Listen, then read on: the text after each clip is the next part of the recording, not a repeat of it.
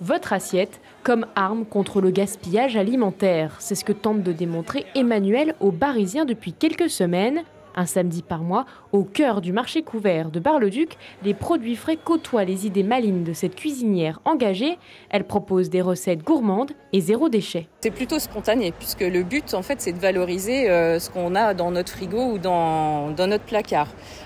Aujourd'hui par exemple j'ai cuisiné une courgette. C'est une courgette que l'un de mes collègues m'a donnée de son jardin et donc l'idée pour aujourd'hui c'était de cuisiner cette courgette. En général, quand on parle de manger, ça attire quand même pas mal de monde et ça fait discuter. On a des échanges de bonnes idées et de bonnes pratiques.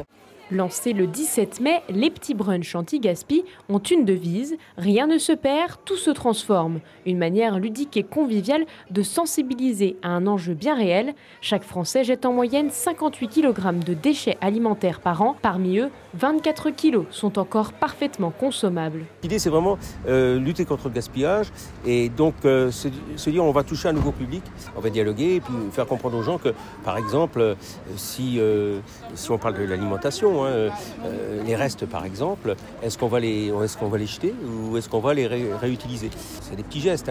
L'idée, moi je dis aussi, le petit geste c'est aussi pour faire prendre conscience à peut-être d'autres gestes plus importants. Pour chaque rendez-vous, un atelier pratique vient enrichir la rencontre. Aujourd'hui, place à la customisation de cuillères en bois, toutes gravées à l'effigie des brunchs. Ici, pas de leçons de morale, mais des astuces concrètes pour apprendre à consommer autrement.